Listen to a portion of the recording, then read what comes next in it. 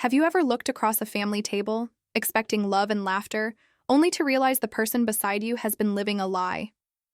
I thought Laura was my rock, my partner through every storm, until one explosive 4th of July in Chicago blew our marriage apart. Our suburban backyard buzzed with the chaos of our annual family barbecue, the air thick with the smoky scent of grilled burgers, charcoal, and the sharp tang of fireworks waiting to launch. Red, white, and blue streamers fluttered from the oak trees. Kids ran through the grass with sparklers, their laughter mixing with the sizzle of hot dogs and the strum of patriotic tunes from a portable speaker. I adjusted my polo shirt, smiling as I flipped burgers, watching Laura play the perfect hostess in her sundress, her laughter bright as she passed out lemonade. We'd been married for 8 years, high school sweethearts turned suburban success story, me, Ethan, a software engineer with a corner office, and Laura, a marketing director at a downtown firm. But tonight her smiles felt too forced, her glances too quick, landing on someone across the yard. His name was Derek. Her boss, all polished charm and expensive loafers, leaning against the fence with a beer in hand. I noticed the way Laura's eyes lingered on him, the way her hand brushed his when she handed him a plate.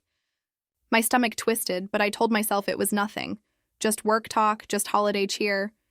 I kept busy, checking the grill, joking with my cousins, but my eyes followed them. When Laura slipped inside to grab more ice, Derek followed, his footsteps muffled by the grass. My heart raced as I trailed after, pausing outside the kitchen door. Through the crack, I heard her soft laugh, his low murmur. "Laura, we can't keep doing this." I peeked in, seeing her adjust his collar, their faces inches apart, her fingers lingering on his chest. My tongs trembled in my hand, the charcoal smoke now choking me. I didn't confront them. I slipped back to the grill, my smile plastered on, the fireworks anticipation now a bomb in my chest. The scent of burgers turned greasy, the music grating. Laura returned, her cheeks flushed, and Derek trailed behind, his grin too casual. "Everything okay, Ethan?" she asked, her hand grazing my arm. I nodded, but her touch felt like a lie. That night, after the guests left and the fireworks ashes settled, I lay awake beside her, her steady breathing a cruel reminder of the life I thought we had. The next morning, I found her phone on the kitchen counter, left unlocked while she walked our dog, Max. My fingers shook as I opened her messages. A thread with Derek stretched back months. Late-night plans, heart emojis, a photo of them at a rooftop bar, her head tilted against his shoulder. One message hit like a firework. "Ethan's clueless." "Tonight's ours." My vision blurred, the coffee maker's hum fading to a dull roar. She'd been betraying me for months, right under my nose. I didn't cry. I planned. The next big family event was our neighborhood's 4th of July block party, where Laura was set to give a speech about community spirit. I'd make sure it was unforgettable. I dug deeper, finding hotel receipts in her purse, a hidden email account with Derek planning a new life, even a love note tucked in her planner. Each clue was a spark fueling my resolve. I invited Derek to the block party, texting from Laura's phone. "Big night. Need you here," he replied with a winking emoji, clueless. My heart pounded, but I felt a strange calm, like the quiet before a Chicago thunderstorm. The block party was electric, string lights crisscrossing the street, the smell of hot dogs and sunscreen in the air, kids chasing each other with glow sticks. Laura was in her element, charming the crowd, her sundress fluttering in the breeze. Derek arrived casual in khakis, his eyes searching for her.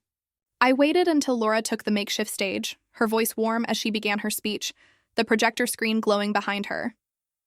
Then I signaled my cousin, who'd rigged the AV system, and the screen flickered. Instead of community photos, it showed their texts, their emails, and that rooftop selfie, blown up for all to see.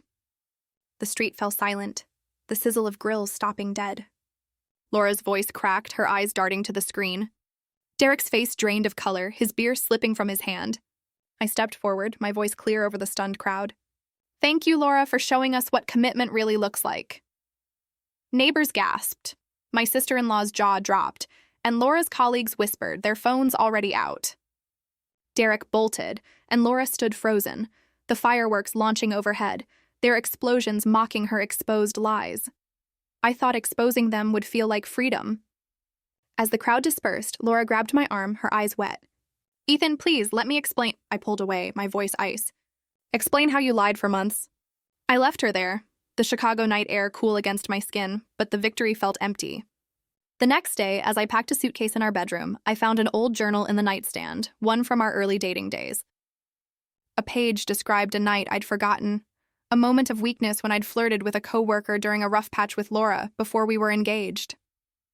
I'd never acted on it, but I'd hidden it, convinced it didn't matter. Derek had been there, a mutual friend who'd seen it all. Had he used that secret to pull her in? I'd torn Laura's world apart for her betrayal, but standing alone in our quiet house, the distant crackle of leftover fireworks louder than my thoughts, I realized the hardest truths aren't the ones we expose, they're the ones we bury, thinking they'll never surface. If this story exploded your heart, smash that like button and subscribe to Cheating Stories Twist for more heart-pounding tales of betrayal and revenge. Have you ever uncovered a secret that turned your world upside down? Share it in the comments below, and don't forget to share this video with someone who loves a jaw-dropping twist.